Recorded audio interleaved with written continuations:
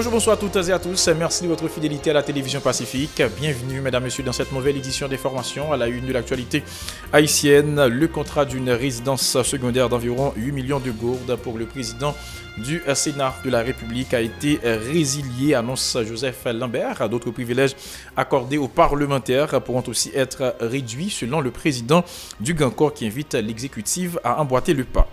Des citoyens de la région métropolitaine de Port-au-Prince pressent l'exécutif de nommer le successeur de Jacques Guy-Lafontaine. Ils mettent en avant la précarité de la situation économique pour justifier leur impatience. Des assises criminelles avec et sans assistance de jury sont programmées au palais de justice de Port-au-Prince à la fin de l'année judiciaire le 27 juillet en cours oblige selon le doyen Bernard Saint-Ville. L'inspection générale de la police nationale d'Haïti publiera sous peu son rapport sur les émeutes de juillet, a annoncé son responsable Ralph Stanley Jean-Brice. Le développement durable, la perspective pour Haïti, tel est le thème d'une conférence débat organisée mercredi par la faculté de droit et des sciences économiques à l'auditorium de la faculté de médecine. Voilà, mesdames, messieurs, pour l'essentiel de cette édition. Restez branchés sur la chaîne 54.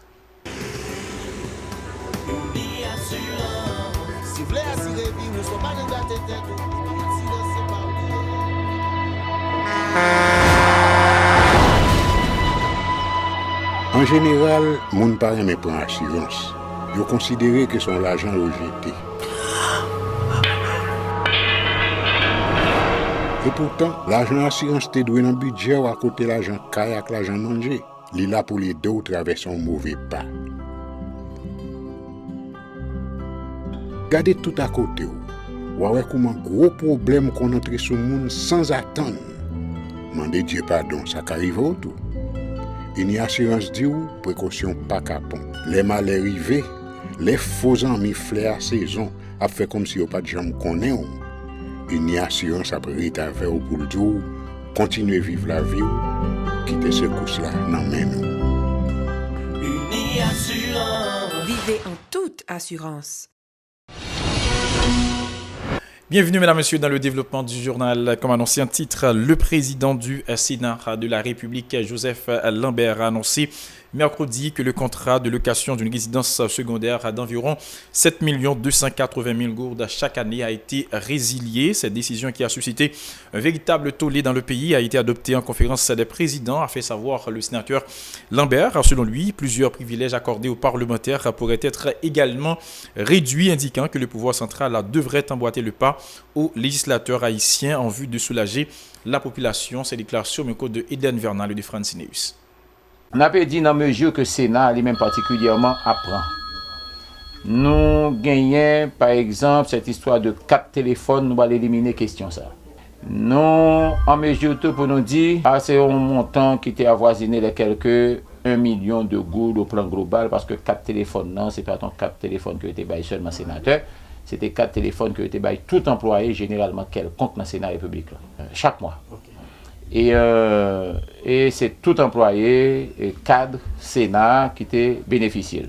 Moi-même, comme sénateur, chaque sénateur a gagné la bagatelle de 6 000 gourdes par mois pour question 4 téléphones. Et moi-même, comme président Sénat, il a gagné. Si l'autre sénateur a gagné moins 5 000 gourdes, mais 4 500 gourdes. On a retiré question ça.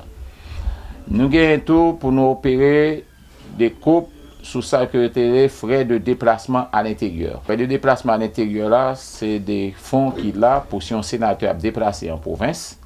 Si le sénateur a des réunions par exemple que le bois le fait au Cap, ou bien on fait patronat le côté du bois aller accompagner un collègue sénateur et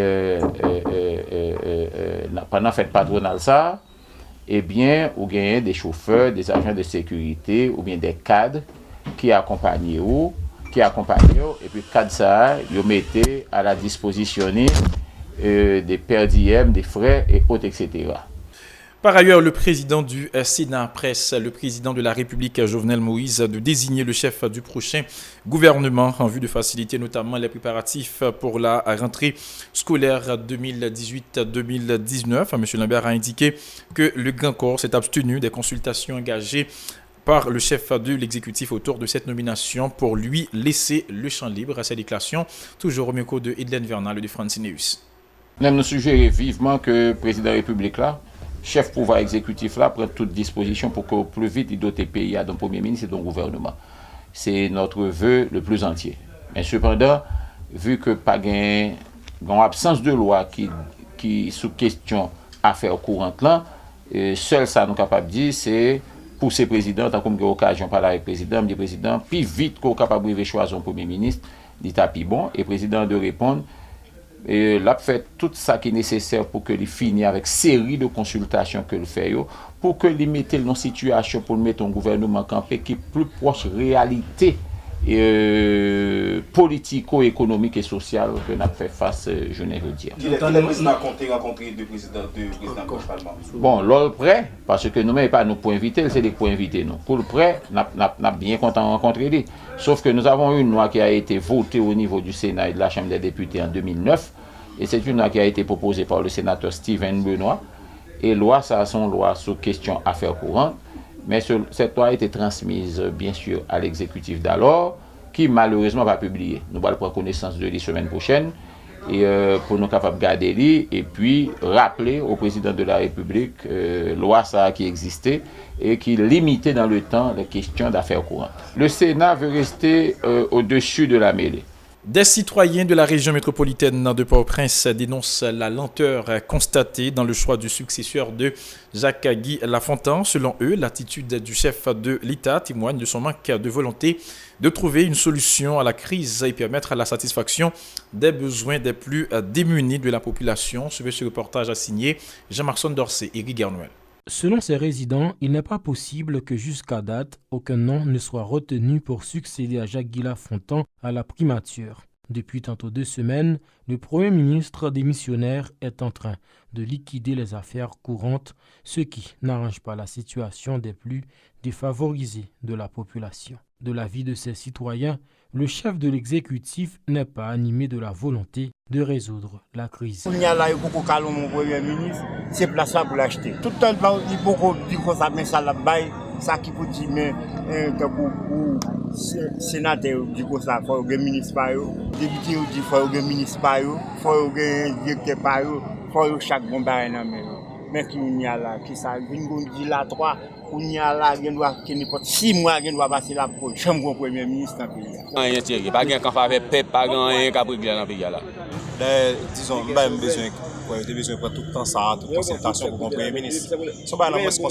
Selon ses compatriotes, la population ne fait plus confiance à ses dirigeants. Pour eux, le chef du prochain gouvernement aura à batailler dur pour changer la donne et transformer le paysage socio-économique du pays. Quand on a fait politique, il faut le diriger. Pour le diriger, il faut le jouer les gens. Souvent, les gens tout, ce n'est pas le café sur le pays. Donc, c'est le problème. Est-ce que pour faire politique, si c'est un pays qui a fait, mais ça me donne un président. Si son pays l'a fait, les sénateurs ou les députés, si son pays l'a fait, oui, l'a fait pays, ça qui arrive, moun en tête, moi, mais pas qu'à faire ça, me donc c'est à quitter tout sentiment et d'appartenance à des amis au côté pour choisir exactement moun qui a fait travail que de faire. Contraint de prendre la sortie suite aux émeutes du début de juillet, Jacques-Guy Lafontaine est en train d'expédier les affaires courantes alors que la majorité des parents préparent la prochaine rentrée scolaire de leur progéniture. Ce chef de famille, père de 3 enfants, presse le président de nommer le prochain Premier ministre en vue de pouvoir accompagner effectivement les parents au cours de cette période. Il en a profité pour lancer un appel à l'unité de tous les secteurs pour faciliter le déblocage du pays. Pour moi-même, c'était mieux entre 2 chambres. Il y a l'occasion de commencer un point, de finir un point. La première dit que ça qui est bon. Comme étant donné l'école doit ouvrir, avant l'école ouverte, il y a une décision qui prend. Ce n'est pas si ma frère qui a décidé, c'est eux-mêmes qui ont décidé, mais pour moi-même, si tu as gagné, après semaine, ça va être semaine, ça va être l'école qui va l'ouvrir, bon. Quand même, le Premier ministre doit établir. Il y a une activité quand même. Tout le monde a évacué une activité quelconque pour l'école là. Parce que si le Premier ministre a monté, il y a l'autre bagage qui fait, il y a quelques petits travail qui commence. L'article 65 de la Constitution autorise le Premier ministre démissionnaire et son équipe à expédier les affaires courantes jusqu'à la mise en place d'un nouveau gouvernement.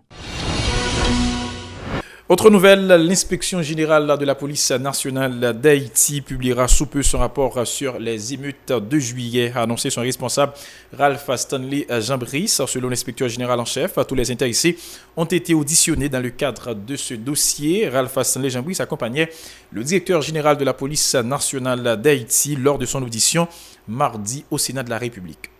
Concernant l'enquête que IGPNH a menée sur l'événement du 6 à 8 juillet, Jacques le DG précisé là, nous pas focaliser nous seulement sur l'incident des morts qui est fini, mais c'est une enquête à caractère général qui visait à qui défaillance qui était gagnée dans PNH là, qui défaillance qui était gagnée à travers le commandement à différents échelons, qui fait que nous jouons toute casse.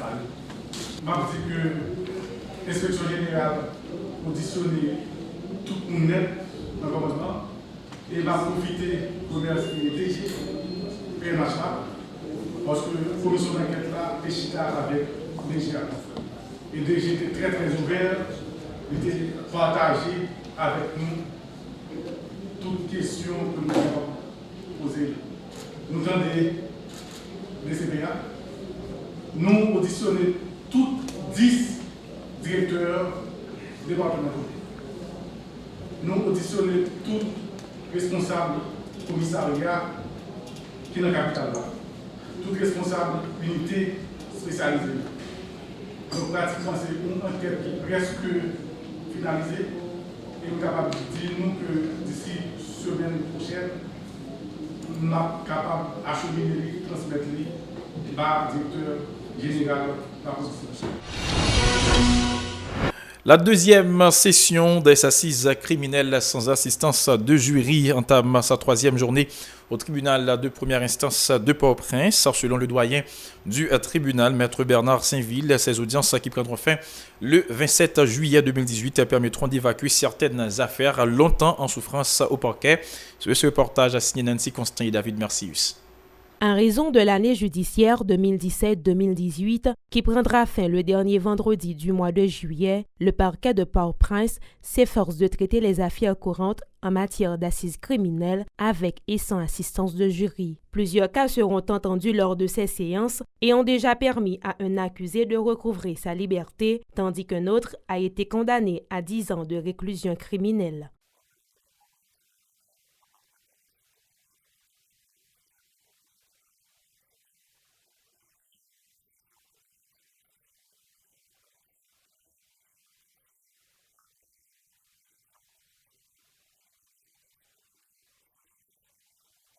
Pour accélérer le traitement des différents dossiers en attente, le doyen magistrat Saint-Ville a annoncé que des audiences criminelles avec assistance de jury aura également lieu à partir du 30 juillet prochain. Elles s'achèveront le 10 août prochain, a précisé le doyen.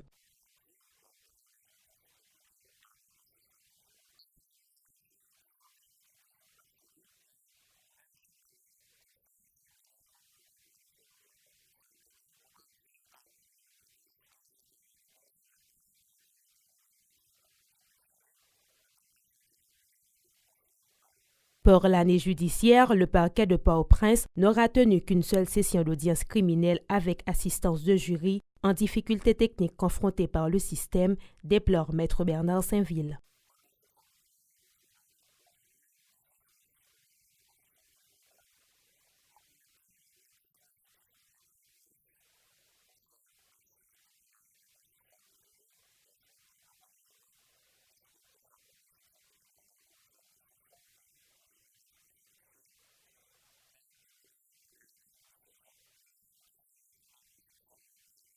À date, 86 cas ont été traités lors des assises criminelles sans assistance de jury, selon les responsables.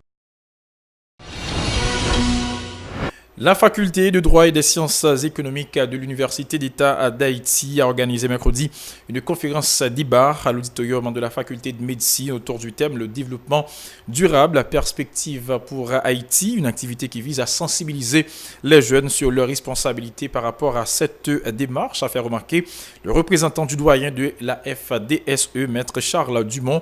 Point du jour, ces déclarations au micro de Nancy Constant et de David Mercius.